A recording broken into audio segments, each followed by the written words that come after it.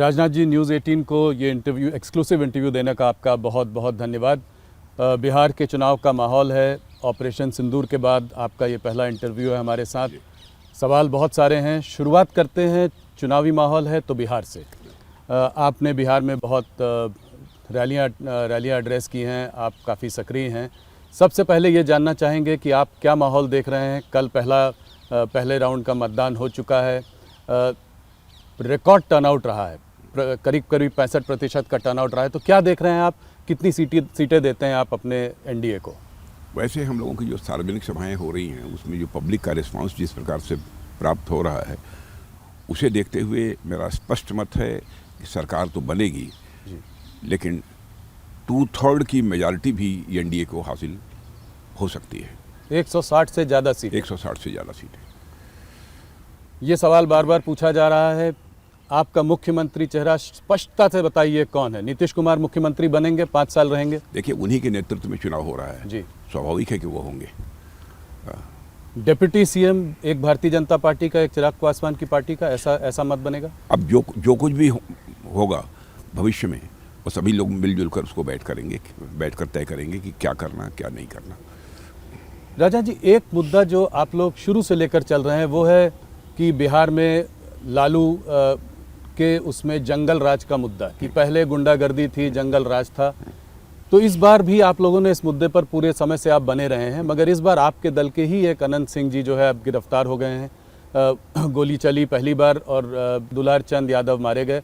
इसके बारे में आप क्या कहना चाहेंगे? हो सकता है 1-2 घटनाएं ऐसी हो जाती हैं, लेकिन इसके कारण किसी को ये नहीं कहा जा सकता कि वह फला व्यक्ति जो है माफिया है या ये है वह है।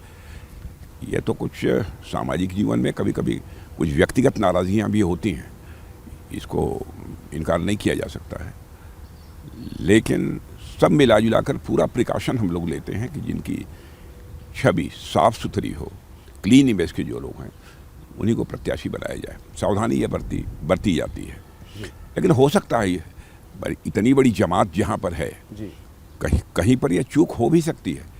इस संभावना को भी मैं नकारता नहीं हूँ।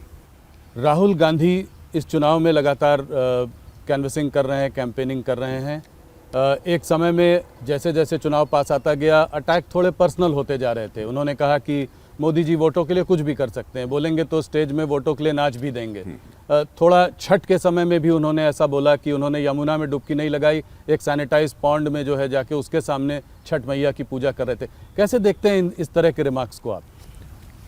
मैं समझता हूँ कि इस प्रकार के रिमार्क्स का कोई औचित्य नहीं है, और नौटंकी का प्रश्न यहाँ तक है। मैं समझता हूँ देश अच्छी तरह इस बात को समझता है कि मोदी जी के साथ इस प्रकार के आरोप किसी भी सूरत में चस्पा नहीं होते, और बहुत ही सीधी और सपाट बात जनता के सामने रखते हैं। जनता को गुमराह करके उन्होंने कभी भी जनता का समर्थन हासिल करने की कोशिश नहीं की है। जो तथ्य हैं उन तथ्यों को ही प्रस्तुत करके जनता का समर्थन वह हासिल करते हैं। इस बार जब कल लोग मतदान डालने जा रहे थे तो सुबह सुबह महिलाओं की बहुत बड़ी कतार दिखाई दे रही थी।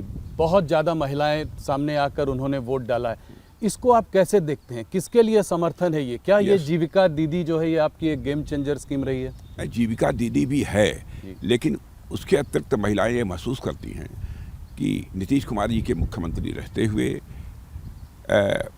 कानून और व्यवस्था की स्थिति बेहतर रही है। अराजक की स्थिति नहीं रही है जैसी कि आरजेडी के शासनकाल में हुआ करती थी। एक उसका भी स्पष्ट संदेश पूरे बिहार में है, और आप जानते हैं कि महिलाएं स्वाभाविक रूप से यह चाहती हैं कि किसी की भी सरकार हो, लेकिन कानून और व्यवस्था की स्थिति बेहतर होनी चाहिए, और ताकि वह कभी भी किसी समय भी रात को भी कहीं आना जाना पड़े तो उन्हें किसी प्रकार का कोई भय न हो।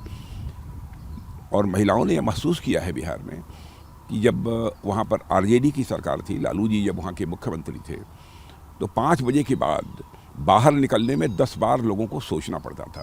अब महिलाएं तो कम से कम बाहर निकल ही नहीं सकती थी। इसमें शराबबंदी का भी कोई बड़ा योगदान रहा है?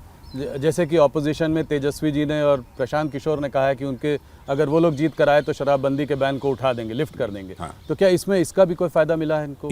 मैं कितना फ़ायदा मिला है, कितना नहीं मिला है, इसका सही आकलन करना तो बहुत कठिन है, लेकिन मैं कह सकता हूँ कि इसका भी लाभ निश्चित रूप से मिला है। और महिलाओं ने तो इसे बहुत ही अच्छा महसूस किया है जी। क्योंकि अपनी प्रत्यक्ष आंखों के सामने जब देखती थी कि उनके परिवार के सदस्य भी लीकर का सेवन कर रहे हैं, शराब का सेवन कर रहे हैं, तो ये उन्हें अच्छा नहीं लगता था। एक बड़ा रेवेन्यू लॉस का एंगल भी इसमें है, करीब 20,000 करोड़ का रेवेन्यू लॉस बताते हैं कि सिर्फ इसकी वजह से हुआ है। तो देखिए, सामाजिक बुराइयों को दूर करने के लिए रेवेन्यू प्रॉफिट और रेवेन्यू लॉस के संबंध में विचार नहीं करना चाहिए, और उसको हम लोग कभी विचार भी नहीं करते हैं। हम राजनीति करते हैं तो समाज बनाने के लिए राजनीति करते हैं, केवल सत्ता हासिल करने के लिए हम राजनीति नहीं करते हैं। इस बार राजनाथ जी एक और फैक्टर देखा गया है जिसकी काफ़ी चर्चा है, वो है प्रशांत किशोर फैक्टर। लोग कह रहे हैं इस बार ये ट्रायंगुलर फाइट है। एक इन्होंने, प्रशांत किशोर जी ने अपनी नई पार्टी जनसुराज बनाई, पिछले 3 साल से बिहार में वो गांव-गांव जा रहे हैं, अपनी बात कह रहे हैं। तो क्या आप पीके फैक्टर कितना बड़ा है, कितना वोट शेयर उनको मिल पाएगा, किसका वोट अधिक काटेंगे, आपका या महागठबंधन का? देखिए, मैं मानता हूँ कि वो फैक्टर इनसिग्निफिकेंट है। अच्छा, इनसिग्निफिकेंट फैक्टर है, उस पर तो विचार करना ही नहीं चाहिए। देखिए, लंबे समय तक अपने मतों का प्रयोग करते करते अब इस देश की जनता राजनीतिक दृष्टि से काफ़ी जागरूक हो चुकी है। अब इस बात को अच्छी तरह समझती है कि कौन वोट काटने के लिए खड़ा है और कौन सरकार बनाने के लिए खड़ा है। इस आधार पर अपने मतों का फैसला करती है। तो आप मानते हैं कि वो सिर्फ महज वोट काटने के लिए खड़े हैं, ऐसा जनता समझती है? हाँ, जनता समझती है। माने वो जानती है कि इनको शायद ही एक भी सीट नहीं प्राप्त होगी। लोग ये मानकर चल रहे हैं बिहार में, जो हमारी बातचीत हुई है। जी। मैं अपने आकलन के आधार पर बतला रहा हूँ। जहां आपने एक तरफ जीविका दीदी की बात करी, उसको एक गेम चेंजर स्कीम की तरह आप लेकर आए, तेजस्वी जी ने हर घर में एक गवर्नमेंट जॉब देने की बात की। आप लोगों ने, आप तमाम नेताओं ने खिल्ली भी उड़ाई, कहा कि ये कैसे स्वाभाविक है, ये कैसे होगा, 2 करोड़ फैमिली में 2 करोड़ जॉब कैसे देंगे, इतना पैसा कहाँ से आएगा। उसके बाद आपकी पार्टी ने खुद 1 करोड़ जॉब देने की बात कर डाली, ये कैसे? देखिए, ऐसा है ना कि लगभग हर परिवार में जो उन्होंने वो रोजगार देने की बात ये कही है, मैंने नौकरी देने की यह बात कही है, वो मुझे लगता है किसी भी सूरत में संभव नहीं है। और सरकारी नौकरी देने की बात कही है जी। हम लोगों ने जॉब देने की बात की है जी। जहाँ सरकारी नौकरी आवश्यक होगी, सरकारी नौकरी भी देंगे, लेकिन उनके हाथों के लिए कोई ना कोई काम मिले जी, ताकि वह अपनी जीविका ठीक तरीके से चला सके। यह हम सुनिश्चित करेंगे। हम जनता की आंखों में धूल झोंक कर उनका समर्थन हासिल नहीं करना चाहते, जनता को गुमराह करके हम उनका समर्थन हासिल नहीं करना चाहते, बल्कि जनता की आंखों में आंख मिलाकर हम लोग राजनीति करते हैं। और किसी भी सूरत में हम अपने कृति और कथन, वर्ड्स और डीड्स में अंतर लाकर क्राइसिस ऑफ क्रेडिबिलिटी यानी विश्वसनीयता का संकट राजनीति में पैदा नहीं होने देते हैं। यह पूरी सावधानी हम रखते हैं। इसलिए जो भी बोलना होता है हम नाप तौल कर ही बोलते हैं। एक और बड़ा सवाल इससे उभर के आता है और वो ये है रेवड़ी कल्चर का सवाल। प्रधानमंत्री ने खुद इसका क्रिटिसिज्म किया है, मगर अगर आज आप देखें तो हर स्टेट में, चाहे वो मध्य प्रदेश हो चाहे कर्नाटका हो, अब और आज बिहार में जिस तरह के वादे किए जा रहे हैं, ये कैसे संभव है कि इसको कैसे फंड किया जाएगा, रेवेन्यू कहाँ से आएगी? आप लोग भी बिजली मुफ्त प्रॉमिस कर रहे हैं। आपने कहा है 1 करोड़ 40 लाख महिलाओं को आपने ऑलरेडी 10,000 रुपये दे दिया है, कहा है आगे और पैसा देंगे, 2 लाख तक जाने की बात है। तो ये सब पैसा कहाँ से आएगा? देखिए, जो भी हम लोग घोषणाएं करते हैं बहुत सोच समझकर और एक वेल कैलकुलेटेड फिगर ये होती है जी। कि राज्य के विकास के लिए क्या आवश्यक है, क्या आवश्यक नहीं है। इस बात को ध्यान में रखकर ही हम लोग करते हैं। और जो कुछ भी हम घोषणाएं हम लोगों ने अपने चुनावी घोषणा पत्र में की हैं कि हम इतना मुफ्त बिजली देंगे, लोगों को इतनी यूनिट पर फैमिली मुफ्त बिजली देंगे जी। तो मैं समझता हूं कि उनके आर्थिक हालात को सुधारने के लिए, उनकी परचेजिंग कैपेसिटी को बढ़ाने के लिए, उनकी जिसे कहा जाए कि एक अर्निंग की माने कमाई की क्षमता को बढ़ाने के लिए जितना आवश्यक है वही उसी की हम लोग घोषणा करते हैं, बहुत नाप तौल कर। तो जैसे लाड़की बहना जो और स्टेट्स में जो स्कीम्स हैं वो डायरेक्ट बेनिफिट ट्रांसफ़र की बात करती हैं, आपकी स्कीम जीविका दीदी जो है वो क्या अलग है? क्या वो एंटरप्रेन्योरशिप की बात करती है? जीविका दीदी का तो उसके अर्थ ही ये है कि हम उनको कुछ ना कुछ सहायता मुहैया कराएंगे ताकि अपनी वो जीविका ठीक तरीके से चला सकें और उनकी आर्थिक स्थिति पहले के कंपैरिजन में बेहतर हो सके। जब सभी हाथों को काम मिलेगा चाहे वो जिस तरीके से काम मिले, यदि वह काम मिलेगा तो सभी अपना जो है उस राज्य की अर्थव्यवस्था में कंट्रीब्यूट कर सकेंगे। और यह प्रयत्न किसी भी राज्य सरकार को करना चाहिए और किसी भी राजनीतिक पार्टी को अपने घोषणा पत्र जारी करने के पहले इन सब सारे विषयों पर गंभीरतापूर्वक विचार करना चाहिए। ये बहुत ही सोच समझकर, नाप तोल कर ही हम लोगों ने घोषणा की है। अब जैसे प्रधानमंत्री किसान सम्मान निधि के अंतर्गत 6,000 रुपये प्रतिवर्ष हम किसानों को मुहैया करा रहे हैं। आप किसानों से पूछिए, इसका सीधा लाभ उनको हुआ है। उसके परिणाम स्वरूप अपने खेत की बुआई करने के बाद जो फर्टिलाइजर की आवश्यकता होती है, उस आवश्यकता की पूर्ति 6,000 रुपये से होती है। और उसके बाद फूड ग्रेन का उत्पादन बढ़ता है। तो स्वाभाविक है कि अर्थव्यवस्था को एक ताकत मिलेगी, उससे बल मिलेगा। तो एक दूर की सोच के साथ ही हम कोई आश्वासन देते हैं और कोई कदम उठाते हैं। मूव थोड़ा सा SIR की ओर चलते हैं। शुरुआत में बिहार के चुनाव की शुरुआत में SIR वोटर अधिकार यात्रा राहुल जी ने और तेजस्वी जी ने निकाली थी। उनका मानना यह है कि जो 65 लाख लोग जो डीरजिस्टर हुए हैं इस SIR में बिहार में, उसमें आप लोगों को बहुत फ़ायदा है क्योंकि आप लोगों ने इसमें घुसपैठियों को बाहर किया है जो कि उनके वोटर थे।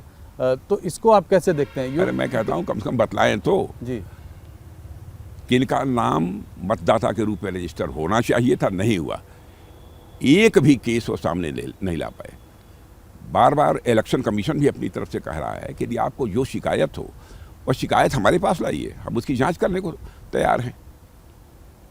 लेकिन वह भी नहीं दे रहे हैं उनको। केवल देश की जनता को गुमराह करने के लिए कभी खड़े हो जाते हैं बहुत बड़े ब्लैक बोर्ड के सामने और जो है प्रेजेंटेशन देकर लोगों को गुमराह करने की कोशिश करते हैं। भाई तथ्य लेकर जाइए ना इलेक्शन कमीशन के सामने, इलेक्शन कमीशन उसकी जांच करेगा। न करे तो बात समझ में आती है, लेकिन उसी SIR को लेकर कभी हाइड्रोजन बम फोड़ने की बात करते हैं, कभी आइटम बम फोड़ने की बात करते हैं, लेकिन एक सामान्य पटाखा भी नहीं फोड़ पाए।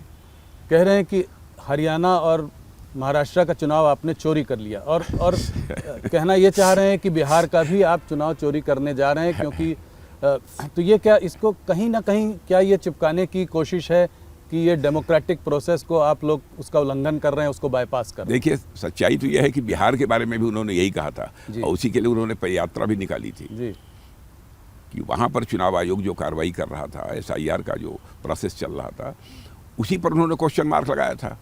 अब वहाँ कुछ मिला नहीं, एक भी उदाहरण वो प्रस्तुत नहीं कर पाए। अब जो चुनाव हो गए हैं, अब उनकी चर्चा उन्होंने करनी प्रारंभ कर दी।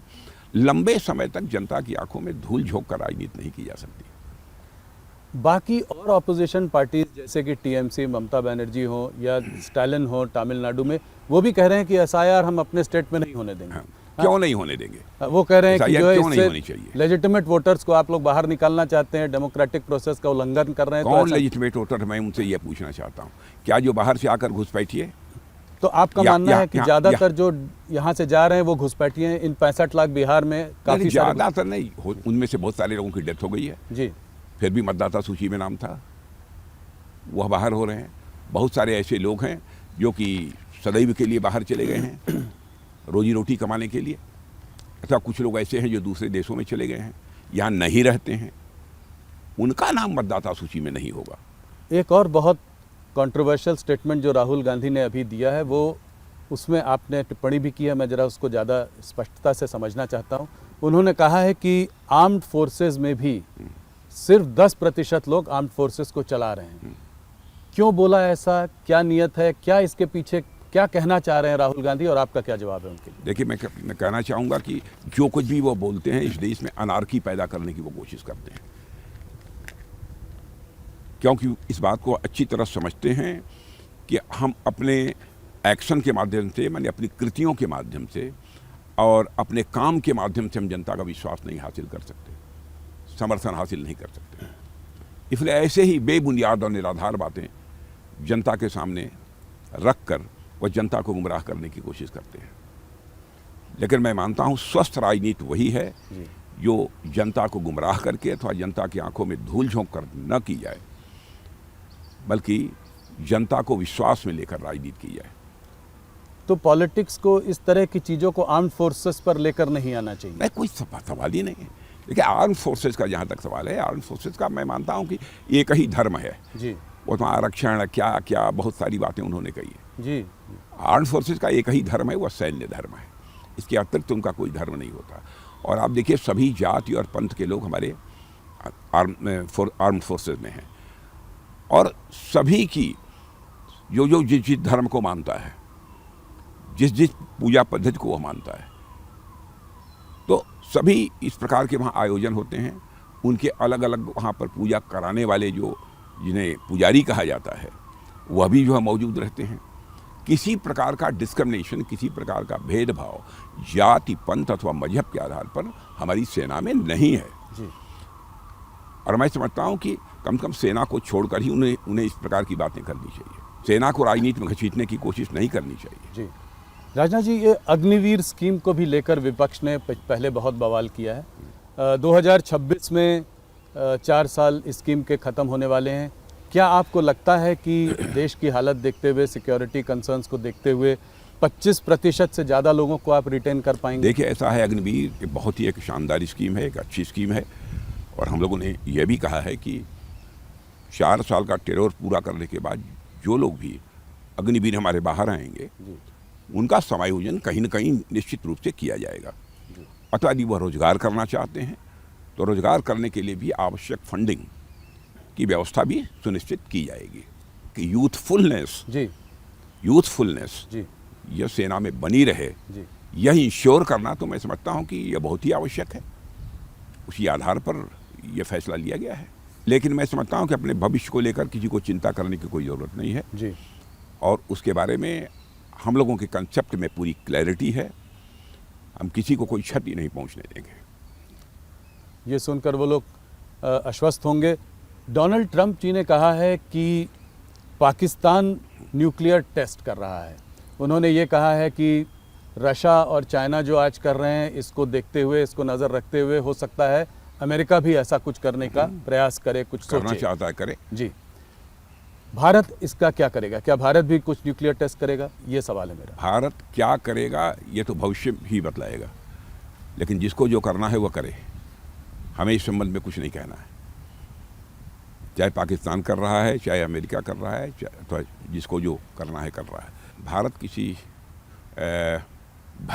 भय के कारण अथवा किसी दबाव में कोई कदम नहीं उठाता है। जो भारत को भारत के इंटरेस्ट में उचित लगेगा वही कदम हम उठाएंगे। सही समय पे करेगा। सही समय पर सही कदम उठाएंगे। जी।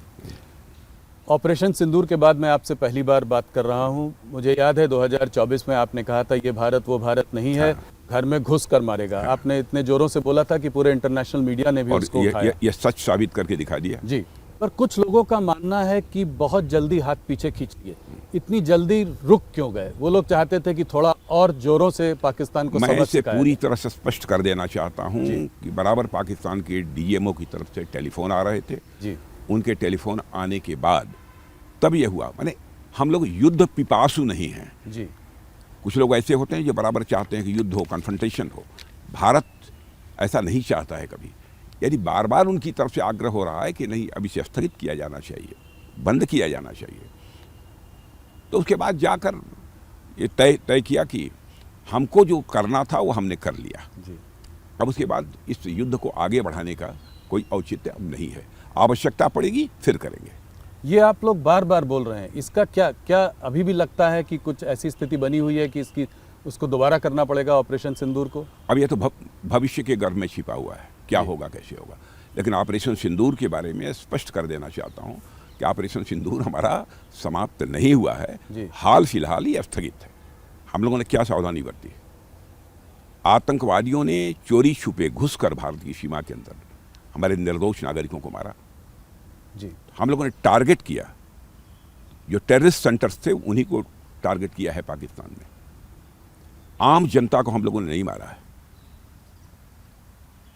इतनी सावधानी बरतने वाले हमारी इस गवर्नमेंट के ऊपर भी कभी कभी लोग आरोप लगाते हैं कि ये मजहब के आधार पर भेदभाव करते हैं, जात के आधार पर भेदभाव करते हैं।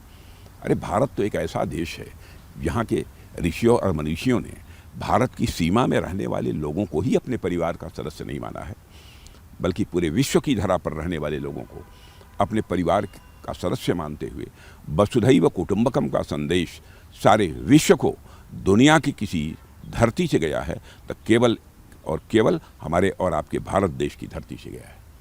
आपने ये बात बड़ी स्पष्टता से आज ही नहीं पहले भी कही है, आपकी सरकार ने भी कही है कि भारत और पाकिस्तान के बीच में और कोई नहीं था, सिर्फ उनके आग्रह से ये वॉर को रोका गया। किसी के दबाव में अथवा किसी के कहने पर ऑपरेशन सिंदूर स्थगित नहीं किया गया है। मैं दो टूक शब्दों में इसे स्पष्ट करना चाहता हूँ। और आप ये जानते होंगे कि राजनीतिक जीवन में पूरा प्रिकॉशन लेता हूँ कि कभी झूठ न बोला जाए। एक भी कोई घटना आप मेरे राजनीतिक जीवन की नहीं बतला सकते हैं।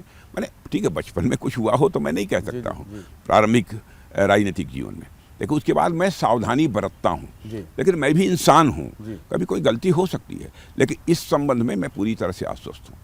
जो कुछ भी मैं कह रहा हूँ सोच समझ कर कह रहा हूँ। प्रेसिडेंट ट्रंप ने फिर भी अनेकों बार ये कहा है कि उन्होंने जो है बड़ा रोल इसमें प्ले किया है इसको बंद करवाने में, और क्योंकि हम नहीं माने उसका खामियाजा भी हमें भुगतना पड़ रहा है। हमारे ऊपर टैरिफ लगाया गया है, वीज़ा के तमाम रेस्ट्रिक्शंस आ रहे हैं। इसके बावजूद आपने अभी 10 ईयर का डिफेंस जो है पीट हेग्सेथ के संग 10 इयर्स डिफेंस पैक्ट किया, ऐसा क्यों? वो कह रहे हैं उसके बावजूद हमारे साथ समझौता किया ना जी। हाँ, इसका मतलब कि सारे इंडिकेशंस पॉजिटिव हैं जी। तो आप मानते हैं कि ये जो तनावपूर्ण की स्थिति जो बनी हुई है दोनों देशों के बीच अब पहले से बेहतर है? अब इसके बारे में विचार करना पड़ेगा, तनावपूर्ण है कि नहीं है, क्या है, इसके बारे में मैं नहीं बतला सकता। इसके बारे में तो ये जो लोग बोलते हैं वही बतला सकते हैं। इस बार आप लोगों ने पाकिस्तान को डटकर हम लोगों ने सबक सिखाया। टेरर कैंप्स के साथ उनके 11 जो है डिफेंस बेसिस को भी हमने तबाह किया, उसमें क्षति पहुंचाई।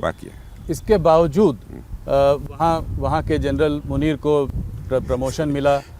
वो तमाम तरह की बातें करते हैं। क्या पाकिस्तान कभी बाज आएगा अपनी इस तरह की करतूतों से? प्रमोशन मिला कि प्रमोशन उन्होंने ले लिया, पाकिस्तान के बारे में कुछ कहा नहीं जा सकता जी। वहाँ पर तो आप जानते हैं कि आर्मी का एक प्रकार से वर्चस्व है। थोड़ा सा पाकिस्तान से हटकर अफगानिस्तान की ओर चलते हैं। अफगानिस्तान के फॉरेन मिनिस्टर मुताकी जी हमारे यहाँ पे आए हुए थे। उसी बीच पर दोनों की पाकिस्तान और अफगानिस्तान के बीच में झड़प भी हुई। पाकिस्तान ने काबुल में बमबाजी भी की। पाकिस्तान का ये कहना है कि इस सब के पीछे भारत का हाथ है, इशारा हमारी तरफ है। क्या कहेंगे? पूरी तरह से बेबुनियाद और निराधार आरोप है। हम लोग कहीं भी किसी भी प्रकार के कन्फ्रंटेशन में विश्वास नहीं करते हैं जी। हम तो पूरे विश्व में शांति चाहते हैं, हम इसी के पक्षधर हैं। हम किसी को यह उकसाएंगे नहीं कि उसके किसी के साथ संघर्ष किया जाए। हाँ, लेकिन हमें कोई छेड़ेगा तो हम छोड़ेंगे नहीं। हमारी नीति पूरी तरह से स्पष्ट है। किसी बैसाखी का सहारा लेकर हम अपने आत्मस्वाभिमान की रक्षा नहीं करते हैं जी। हम स्वतः करते हैं, फैसले स्वतः लेते हैं, और स्वतः जो कार्रवाई करनी होती है हम कार्रवाई भी करते हैं। लेकिन हम विश्व में संघर्ष नहीं चाहते, ये हमारी मूल सोच है। अफगानिस्तान और पाकिस्तान के बीच में जो प्रॉब्लम जो चली आ रही है वो ड्यूरेंट लाइन को लेकर है। वो ड्यूरेंट लाइन को लेकर विवाद रहा है। मेरा सवाल आपसे सिंपल सा है, भारत का इसमें क्या मत है? जो भी मामले हैं आपस में सारे देशों को बैठकर सुलझाना चाहिए। हम किसी देश के मामले में हस्तक्षेप नहीं करना चाहते। यदि दोनों देश सहमत हों कि नहीं हस्तक्षेप होना चाहिए, किसी को आकर जो है बातचीत का सिलसिला प्रारंभ करना चाहिए, उस समय सोचा जा सकता है। मान न मान मैं तेरा मेहमान, इसमें हम लोग विश्वास नहीं करते। बांग्लादेश के जो इंटरिम लीडर हैं मोहम्मद यूनुस, वो अक्सर प्रोवोकेटिव स्टेटमेंट्स देते रहते हैं। हाल में उन्होंने एक पाकिस्तान जनरल को जो बांग्लादेश का नक्शा दिया उसमें नॉर्थ ईस्ट बांग्लादेश में था, बांग्लादेश में दिखाया। इस पर आप क्या कहेंगे? बहुत ही दुर्भाग्यपूर्ण है, इससे उनको बचना चाहिए जी। और जहाँ तक पड़ोसी देशों का प्रश्न है, पड़ोसी देशों के साथ हम अपने रिश्ते बेहतर बनाकर रखना चाहते हैं। किसी भी प्रकार की तनावपूर्ण स्थिति अपने पड़ोसी देशों के साथ हम नहीं चाहते हैं। राजन जी, इससे एक लार्जर बड़ा सवाल ये निकल कर आता है कि आज क्या एक समय में हम पाकिस्तान से लड़ते रहते थे, पाकिस्तान से हमारा प्रॉब्लम था, उसके बाद गलवान हुआ तो हमारा चाइना से भी थोड़ा तनावपूर्ण माहौल बना रहा, अब बांग्लादेश। तो क्या ये तीनों फ्रंट पर एक तरीके से अशांति का एक माहौल है? 3 फ्रंट हमारे लिए खुल गए, इसको हम कैसे डील करेंगे? इससे हम कैसे आगे निकलेंगे? अब जितनी भी समस्याएं आएंगी, जो भी चैलेंजेस हमारे सामने आएंगे, भारत की वो अपनी क्षमता है कि सारी चैलेंजेज को मीट आउट कर सकती है, सारी चुनौतियों का सामना कर सकती है, उसका समाधान निकाल सकती है। लेकिन हम लोग शांति में विश्वास करने वाले लोग हैं, हम अशांति नहीं चाहते हैं। लेकिन इसका मतलब यह नहीं कि भारत कायर है। जी। भारत के स्वाभिमान पर ये कोई चोट पहुंचेगी तो भारत उसका मुंह तोड़ जवाब देगा। बस इतना ही मैं कहना चाहूँगा। पड़ोसी देशों में भी स्थिति सहज और सामान्य होनी चाहिए, यह हमारी सोच है। पड़ोसी देशों का जहाँ तक प्रश्न है, पड़ोसी देशों के साथ हम अपने अच्छे रिश्ते बनाकर चलना चाहते हैं। क्योंकि हमारे अटल जी जो हमारे नेता थे वो भी बराबर कहा करते थे कि हमें बराबर सावधानी ये बरतनी चाहिए, हमें ये बात ध्यान में रखनी चाहिए कि ज़िंदगी में दोस्त बदल सकते हैं लेकिन पड़ोसी कभी नहीं बदलता। बहुत बड़ी बात आपने कही। आप डिफेंस मिनिस्टर लंबे समय से रहे हैं, थोड़ी सी बात करते हैं आपके आने के बाद जो चेंजेस आए हैं, जो रिफॉर्म्स आए हैं, थोड़ा सा आपसे समझना चाहेंगे। आजकल के दौर में एयर सुपीरियॉरिटी होना बहुत ज़रूरी है। जो भी अभी हाल और एयर सुपीरियॉरिटी अपनी दिखा भी दी हम लोगों ने। जी जी जी बिल्कुल, उसी से सवाल, वहीं से मैं 2-3 सवाल उस पर पूछना चाह रहा था। हाल में MiG-21 को भी हमने फाइनली जो है रिटायर किया है। उसका रिप्लेसमेंट तेजस, उस पर हमारा भरोसा है। तो ये कहाँ पे है? क्या जी से जो बातचीत चल रही है उनसे बातचीत ठीक चल रही है या कोई वहाँ डिले हो रहा है? कोई अल्टरनेटिव्स के बारे में हम सोच रहे हैं क्या? देखिए, जी का, सेफ्रॉन का, अन्य बहुत सारी ऐसी कंपनियां हैं जी। कुछ स्टेप्स हम काफ़ी आगे बढ़ चुके हैं जी। इस समय उसका मैं खुलासा यहाँ नहीं करना चाहता हूँ क्योंकि ये मामला CCS में जाकर ही यह तय होगा, इसलिए मैं उस पर नहीं बोलना चाहता हूँ। हमारी कंसेप्ट की क्लैरिटी है इस मामले में कहाँ जा रहा है, लेकिन यह मानकर चलिए कि विद इन ए ईयर वही स्थिति बनने जा रही है कि हम इन सब सारे फाइटर प्लेन्स के इंजन भी भारत में ही बनाएंगे, भारत की धरती पर बनाएंगे और भारतवासियों के हाथों से बनेंगे। ये बड़ा स्टेटमेंट है। तो ये भी करेंगे और बाहर से भी लेंगे? इसमें हाल फिलहाल तो हमको इंजन बाहर से लेने की आवश्यकता है जी। हम उसमें कोई अमेरिकी दबाव कि अमेरिका से ही लेना है? कोई दबाव नहीं, कोई दबाव नहीं। और वो भी जो बाहर से लेंगे उसमें हम अपनी शर्तों से कंप्रोमाइज नहीं करने वाले हैं जी। हाँ, हो सकता है ये भी, इस संभावना को नकारा नहीं जा सकता। बहुत प्रबल संभावना है कि हम कहें कि ठीक है हम आपसे इंजन लेंगे लेकिन इंजन की मैन्युफैक्चरिंग आइए भारत में कीजिए। ये किससे और हमको टेक्नोलॉजी ट्रांसफ़र करिए। ये किसी से बात हो रही है, किसी कंपनी से? इसका मैं खुलासा करना नहीं चाहता है, लेकिन मैं जो बोल रहा हूँ वो बेसलेस नहीं है। जी जी बिल्कुल, आधारहीन नहीं है, इतना आप तो स्वीकार कीजिए। नहीं बिल्कुल। हाँ, किन किन कंपनी से हम बात कर रहे हैं उस संबंध में अभी मैं कुछ कह। फ्रेंच कंपनी साफरान के साथ मिलकर 5th जनरेशन फाइटर एयरक्राफ्ट के लिए इंजन बनाने की बात चल रही है। कब तक आएगा पहला इंजन, कब मिलेगा हमको? ये इस पर थोड़ा सा विस्तार में बता सकते हैं? ये तो आपने पहले भी बोला है। हम लोगों की कोशिश यही है कि इंजन जल्दी से जल्दी भारत में बनना प्रारंभ हो जाए। अच्छा, तो फोकस बहुत जल्दी से जल्दी। अब इस संबंध में एक फैसला CCS के द्वारा होना है। मैं समझता हूँ कि वह भी बहुत ही जल्दी हो जाएगा। तो कोलैबोरेशन बाहर की कंपनियों से हो सकता है पर बनना भारत में। ये इस बात पर काम चल रहा है। जिसके साथ भी हम अपने ये एग्रीमेंट करें, जिसके साथ भी हम समझौते करें, वो टेक्नोलॉजी भी ट्रांसफ़र करें। टेक्नोलॉजी ट्रांसफ़र भी हो। तो जो 5th generation fighter advance medium combat aircraft की बात हो रही है, AMCA, उसका डिज़ाइन तैयार हो चुका है? वो बात कहाँ तक आगे बढ़ी है? प्रोग्रेस अच्छी है, संतोषजनक है। तो इस पे कुछ टाइमलाइंस वगैरह आप दे सकते हैं? कुछ जल्दी होना चाहिए। जल्दी। एक एक्सपर्ट्स कह रहे हैं इसमें 10 साल तक लग सकता है पूरी प्रतिक्रिया को होने में। तो कुछ ये ठीक है? थोड़ा समय लग सकता है, लेकिन अब वो 10 साल लगेगा मुझे ऐसा नहीं लगता है। 10 साल से पहले होने की? उसके पहले भी हो सकता है। ऑपरेशन सिंदूर में हमारा रफाल को लेकर कैसा एक्सपीरियंस रहा? बहुत ही अच्छा एक्सपीरियंस रहा है। रफाल ने करिश्मा किया है और बहुत ही शानदार जो है ये फाइटर प्लेन है। तो ये 114 जो रफाल वो है, ये कब तक पूरा हो जाएगा?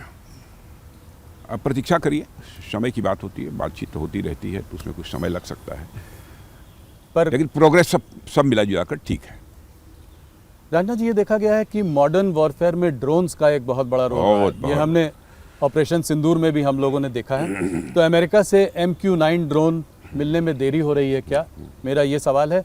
और स्वदेशी ड्रोन्स, ये कैसे, इस पर आपकी क्या प्रतिक्रिया है, कैसे इसमें आपका क्या विजन? वैसे स्वदेशी ड्रोन पर हम लोगों का काम शुरू हो गया है जी। स्वदेशी ड्रोन्स हमारे भारत में बनेंगे, और तो इसके बारे में कुछ ज़्यादा बता सकते हैं? और MQ-9 ड्रोन्स जो हैं वो उस पर कुछ देरी हो रही है या समय पे है? जो समय तय था उस समय के अनुसार ही डिलीवरी होनी चाहिए जी, ऐसा मेरा विश्वास है। क्या हम लोग S-400 मिसाइल सिस्टम्स रशिया से और ख़रीद रहे हैं? क्या रशिया Su-57 फाइटर जेट जो है उसको इंडिया में बनाने की कोई बात है? इस पर कुछ बात आगे बताएं। S-400 का जहाँ तक प्रश्न है, S-400 की हमको आवश्यकता है, तो हम और लेना चाह रहे हैं रशिया से। बिल्कुल, मिलेगा तो लेंगे। और Su-57 फाइटर जेट इंडिया में बनने की कुछ बातचीत चल रही है? इस संबंध में अभी कुछ नहीं कहूँगा। ब्रह्मोस मिसाइल्स पे अगर बात करें, ऑपरेशन सिंदूर के दौरान ये काफ़ी इफेक्टिव रही, बहुत इफेक्टिव था। कुछ देशों से हमारे पास जो है इंटरेस्ट भी आ रहा है इनमें, तो क्या ये हमारे इसको अगर बाहर देशों से इंटरेस्ट आ रहा है तो इससे डिफेंस एक्सपोर्ट्स पर कोई बड़ा असर पड़ेगा? बहुत बड़ा असर पड़ेगा। कुछ आंकड़े देकर इसको समझाएं। हाँ बिल्कुल, हमारा एक्सपोर्ट का ये आंकड़ा बढ़ेगा, क्योंकि इस समय तक अप्रॉक्सीमेटली 25,000 करोड़ का हम एक्सपोर्ट कर रहे हैं। हमारा एक टारगेट है जी कि 29-30 समाप्त होते होते हमारा एक्सपोर्ट मिनिमम 50,000 करोड़ तक का पहुंच जाए। सिर्फ और इससे हम कॉन्फिडेंट हैं कि हम 50,000 करोड़ के अपने एक्सपोर्ट के लक्ष्य को हासिल करने में कामयाब होंगे। सिर्फ ब्रह्मोस को लेकर कि नहीं, पूरे टोटल डिफेंस? जी। क्या आपने देखा होगा कि इंडिजनाइजेशन का सिलसिला भी हम लोगों ने तेजी के साथ प्रारंभ किया है जी। बहुत सारे आइटम्स के बारे में हम लोगों ने फैसला किया है कि चाहे जो भी हो हम भारत में ही बनाएंगे, भारत की धरती पर ही बनाएंगे, भारतवासियों के द्वारा ही वो बने, यह हम सुनिश्चित करना चाहेंगे। यह हम लोगों का फैसला है। पॉजिटिव इंडिजनाइजेशन लिस्ट बनाई है हम लोगों ने जी, तय कर लिया है कि हमारे यहाँ 550 आइटम हैं जी। किसी भी सूरत में हम दुनिया के देशों से इसको इंपोर्ट नहीं करेंगे, भारत में ही इसको बनाएंगे। ऐसे ही कुछ लोकल रिप्लेसमेंट यूनिट्स होती हैं, तो लगभग 5,000 ऐसी यूनिट्स को हम लोगों ने तय किया है। अब वह भी सारे आइटम्स हम विदेशों से नहीं लेंगे, लेकिन भारत में ही बनेंगे। और अब तक आपको जानकर खुशी होगी, लगभग 2-2.5 हज़ार ऐसे आइटम्स हम लोगों ने भारत में बनाना शुरू कर दिया है। तो बहुत ही शानदार प्रोग्रेस है इंडिजनाइजेशन के मामले में, स्वदेशीकरण के मामले में। तो आत्मनिर्भरता में डिफेंस सबसे आगे चल रहा है, ये बोला जा सकता है। अब मैं सबसे आगे अपने को कैसे कहूँ, लेकिन यह है कि इंडिजनाइजेशन में जो प्रोग्रेस है जी, स्वदेशीकरण में जो प्रोग्रेस है भारत में रक्षा क्षेत्र में, वो बहुत ही संतोषजनक है। अग्नि 6 मिसाइल का टेस्ट कब होगा? ये हमारी जो है लॉन्गेस्ट इंटरकॉन्टिनेंटल बैलिस्टिक मिसाइल है, इसके बारे में कुछ बताएं। प्रतीक्षा करिए। काफ़ी चर्चा में है, काफ़ी स्पेकुलेशन भी है। मैंने सोचा आपसे डायरेक्ट पूछूं तो कुछ सवाल का जवाब कैसे बतला दूं, लेकिन प्रतीक्षा करिए। पर होगा सब जो होगा सब अच्छा होगा, अच्छा होगा, आपको खुशी होगी। अच्छा चलिए, आपने ना कहते हुए भी थोड़ा कुछ कहा। क्या न्यूक्लियर सबमरीन प्रोजेक्ट डिलेड है? डिलेड तो नहीं कह सकते हैं, लेकिन हाँ थोड़ा कुछ समय थोड़ा अधिक लगा है, ये बात तो सही है, इसको मैं स्वीकार करता हूँ। लेकिन वो भी बनकर तैयार हो जाएंगे, ज़्यादा डिले उसमें नहीं है। 1 लाख करोड़ की लागत इसमें लगी है, तो पर आप सेटिस्फाइड हैं कि ये आप चल रही है, प्रोग्रेस बहुत अच्छी है, प्रोग्रेस ठीक है? पहले से प्रोग्रेस और इम्प्रूव की है। हम लोग आत्मनिर्भरता और स्वदेशी की बात कर रहे हैं, तो क्या आप ये भी कहेंगे कि स्वदेशी वेपन सिस्टम और प्लेटफॉर्म आज जो है वो हमारा अपना होना चाहिए, हमें किसी और पर डिपेंडेंट नहीं होना चाहिए? यही है। ये क्या सोच है, ये क्या आपका विजन है? नहीं, हम अपने जो हमारे रक्षा उपकरण हैं, जो हमारे डिफेंस जो वेपन्स हैं हमारे, इस मामले में हम दुनिया के दूसरे देशों पर निर्भर नहीं रहना चाहते। हम पूरी तरह से आत्मनिर्भर होना चाहते हैं। उसी दिशा में हमारा प्रयत्न चल रहा है, और मैं कहना चाहता हूं कि इसमें प्रोग्रेस भी अच्छी है। राजा जी, क्या थिएटराइजेशन यानी आर्मी, नेवी और एयरफोर्स की एक यूनिफाइड कमांड जिसकी की बात चल रही है, ये कब तक हो पाएगा? मैं इधर देख रहा था कि सीधे समय सीमा तो नहीं बताऊंगा इस समय, अब बताना संभव भी नहीं है जी। लेकिन प्रोग्रेस हमारी अच्छी है, थिएटराइजेशन के मामले में भी चल रही है। ज्वाइंटेंस में काफ़ी हद तक हम लोगों ने प्रोग्रेस कर भी दिया है। आर्मी चीफ ने कहा था कि जो है ये अभी हाल फिलहाल में कहा था कि ये प्रोग्रेस ठीक चल रही है, मगर क्या एयरफोर्स को कोई आपत्ति है, कोई ऑब्जेक्शंस हैं, कोई इश्यूज हैं और उसको कैसे हल कर रहे हैं? एयरफोर्स में ने अभी तक कोई ऐसी आपत्ति हमारे सामने कोई दर्ज नहीं कराई है, लेकिन जो भी हम करेंगे हम अपनी जो एयरफोर्स है, नेवी है और आर्मी है, सभी को पूरे कॉन्फिडेंस में लेकर ही करेंगे। आर्म्ड फोर्सेस जो है कुछ हफ्तों लार्ज स्केल एक्सरसाइजेस कर रही हैं, क्या ये रूटीन एक्सरसाइजेस हैं या आपको किसी कुछ खतरे का अंदेशा है? कोई खतरा नहीं है, रूटीन एक्सरसाइजेज चलती रहती हैं और इस समय भी चल रही हैं। राजनाथ जी, चाइना में लाइन ऑफ एक्चुअल कंट्रोल पर तनाव तो जरूर कम हुआ है मगर डी एस्केलेशन नहीं हुआ है, तो क्या ये हार्श डिएस्केलेशन भी हुआ है, बहुत सारे पॉइंट्स पर डिएस्केलेशन भी हो गया है, ऐसा नहीं है। अच्छा। और आपने देखा होगा कि इधर चाइना का भी एक स्टेटमेंट था, चाइना ने भी कहा कि भारत के साथ जो एलएसी पर जो थोड़ी तनावपूर्ण स्थिति बनी थी हम उसको भी सामान्य करना चाहते हैं। और चाइना के डिफेंस मिनिस्टर से भी हमारी बातचीत हुई है। जब मैं अभी आज जो ADMM+ की मीटिंग में भाग लेने के लिए मैं गया था जी। तो वहाँ अच्छी बातचीत हुई है। उन्होंने कहा कि साहब हम तो अब ये चाहते हैं कि बल्कि एलएसी के ऊपर मिलिट्री टू मिलिट्री भी लगातार यह बातचीत चलती रहे ताकि किसी भी प्रकार की तनावपूर्ण स्थिति लाइन ऑफ एक्चुअल कंट्रोल पर पैदा न होने पाए। उन्होंने भी इच्छा व्यक्त की है। तो ये बड़ा डेवलपमेंट है, मतलब चाइना को हम ट्रस्ट कर सकते हैं कि यहाँ पर कहा है उन्होंने। अच्छा। उन्होंने कहा है और हमने उस पर सहमति भी व्यक्त की है। जब मैं शंघाई कोऑपरेशन ऑर्गेनाइजेशन की बैठक में चाइना गया था फिलहाल, तो अलग से भी हमारी वहाँ के डिफेंस मिनिस्टर से बात हुई थी। तो मैंने दो टूक शब्दों में कहा था कि भारत और चीन के रिश्तों पर जमी हुई बर्फ यह पिघलनी चाहिए कि नहीं पिघलनी चाहिए, और ये बर्फ़ कब तक जमी रहेगी, अब इसके बारे में दो टूक फैसला होना चाहिए। और मैंने उनसे यह भी अनुरोध किया था कि मैं चाहूँगा कि हमारे एक्सेलेंसी प्रेसिडेंट चाइना को भी इस मैसेज को कन्वे करें। और मुझे अच्छा लगा कि अभी हमारी भेंट पुनः जो वहाँ के चाइना के डिफेंस मिनिस्टर से हुई थी जी। उन्होंने कहा कि साहब हम लोग बातचीत करने को भी तैयार हैं हर जगह, कहीं पर भी यदि कोई डिफरेंस ऑफ ओपिनियन है बॉर्डर के ऊपर, और बातचीत से ही हम उसका समाधान निकालना चाहते हैं। ये चाइना के डिफेंस मिनिस्टर ने भी मुझसे कहा है। तो मतलब बातचीत से लग रहा है कि कॉन्क्रीट स्टेप्स आगे हो सकते हैं। होना चाहिए। जी। राजनाथ जी, आपने बहुत सारे हमारे सवालों का जवाब दिया, आपको मैं ऐसे नहीं जाने दे सकता हूँ। मुझे एक उत्तर प्रदेश पर आपसे सवाल जरूर पूछना है। चुनाव करीब 1.5 साल में उत्तर प्रदेश में भी आ जाएगा। बिल्कुल, सरकार बनाएंगे। अच्छा, तीसरी सवाल आपने जवाब पहले ही दे दिया। तो सरकार तीसरी बार, आज तक कभी उत्तर प्रदेश में कोई सरकार 3 बार नहीं आई है। दो भी बहुत किसी ने कंप्लीट नहीं किया। जो कभी नहीं हुआ था वो सब सारा भारत में हो रहा है।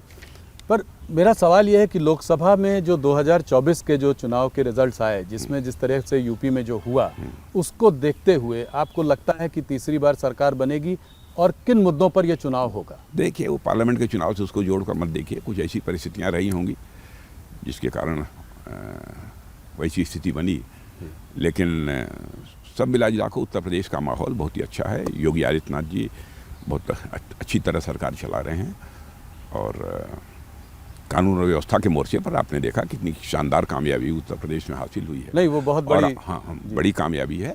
और आपने यह भी आप स्वीकार करेंगे कि विकास की पहली शर्त होती है चुस्त दुरुस्त कानून व्यवस्था। यदि कानून व्यवस्था चुस्त दुरुस्त है, विकास तेजी के साथ होगा और हो रहा है। तो अगला चुनाव में मुद्दा, विकास का मुद्दा लेकर आप लोगों के बीच में जाएंगे? हाँ, विकास का मुद्दा तो हम बराबर हर चुनाव में लेकर जाते हैं। जहाँ हमारी गवर्नमेंट है, दोबारा जी हम तिबारा हम चुनाव ही लड़ते हैं, तो विकास का मुद्दा हमारा एक अहम मुद्दा होता है, क्योंकि चूंकि किया है जी, साफ लोगों को दिख रहा है। सब लोगों का एक ही सवाल है, मेरे कलीग्स ने भी मुझसे कहा है कि ये सवाल जरूर राजनाथ जी से पूछिएगा, भारतीय जनता पार्टी का नेक्स्ट प्रेसिडेंट कब बनेगा, कब इसका अनाउंसमेंट आएगा? मैं समझता हूँ कि बिहार चुनाव के बाद आपको उसके परिणाम साफ तो मतलब करीब बात तय हो चुकी है? हमारे यहाँ कोई विवाद नहीं रहता है। हमारे यहाँ 4 लोग बैठते हैं, बस चीजें तय हो जाती हैं। इतना समय क्यों लगा? मोहन भागवत जी कह रहे थे कि अगर हमारे हाथ में होता तो हम तो कब का बना देते, तो समय क्यों लग रहा है? कुछ आरएसएस से खींचातानी चल रही है इस मामले में? नहीं, आरएसएस से खींचातानी क्या, आरएसएस हमारे राजनीतिक मामलों में कभी हस्तक्षेप नहीं करता। यह बात सच है कि हम राष्ट्रीय स्वयंसेवक संघ के स्वयंसेवक थे, हैं, रहेंगे, ये बात सच है। लेकिन हमारे राजनीतिक मामलों में संघ कभी बहुत हस्तक्षेप नहीं करता है, कभी नहीं करता। बात आरएसएस की छिड़ी है तो आपसे पर्सनल लेवल पर एक सवाल पूछना चाहूँगा। आप आरएसएस बहुत छोटी उम्र में आपने ज्वाइन कर लिया जी था, हाँ, बिल्कुल। थोड़ा उसके बारे में बताएं। कैसे उसके संपर्क में आए, किस उम्र में आपने वो किया, और कैसे आरएसएस ने आपके राजनीतिक जीवन को तराशा है और उसको एक डायरेक्शन दिया है? देखिए, मैं हाई स्कूल में पढ़ता था, तभी वहाँ के एक तहसील प्रचारक थे, उन्हीं के संपर्क में आने के बाद मैं हाई स्कूल मतलब बहुत छोटी उम्र? बहुत छोटी उम्र में 10th क्लास में मैं पढ़ता था, तो 14-15 और साल तब से ही संघ की शाखा में जाना मैंने प्रारंभ किया। और जिस तरीके का वहाँ माहौल रहता है, जिस प्रकार का जीवन जीने की कला वहाँ सिखाई जाती है, और जिस प्रकार से देशभक्ति की भावना इनकलकेट कराई जाती है, चित्त में बैठाई जाती है, उन सब सारी चीज़ों ने हमको बहुत ही प्रभावित किया है। वहाँ की सादगी, वहाँ की सरलता, वहाँ के नेतृत्व का त्यागपूर्ण जीवन, इन सब सारी चीज़ों ने मुझे बहुत ही प्रभावित किया है। किन लोगों ने प्रेरित किया आपको? कुछ लोगों के नाम जिन्होंने आपको बहुत ऐसे लोग हैं, हमारे उस समय जो परम पूज्य सरसंघ चालक हुआ करते थे, उनसे लेकर और निचले स्तर पर भी मैंने देखा कि बहुत ही सादगी और सरलता का जीवन, और एक जीवन में जो एक हर मनुष्य की एक अपनी प्रतिबद्धता होनी चाहिए, वो प्रतिबद्धता भी जो वो राष्ट्र के प्रति, समाज के प्रति उन लोगों की देखी, उसने मुझे प्रभावित किया है। राणा जी, बहुत बहुत धन्यवाद आपका। आपने इतना समय दिया, हमारे सारे सवालों का जवाब दिया। देश भर में न्यूज़ 18 इंडिया के माध्यम से आपको देखा जा रहा है। न्यूज़ 18 बिहार का सबसे बड़ा चैनल है, 80% शेयर है हमारा, वहाँ आपको देखा जा रहा है। आपको चुनाव के लिए हार्दिक शुभकामनाएं। बहुत बहुत धन्यवाद। बहुत बहुत धन्यवाद।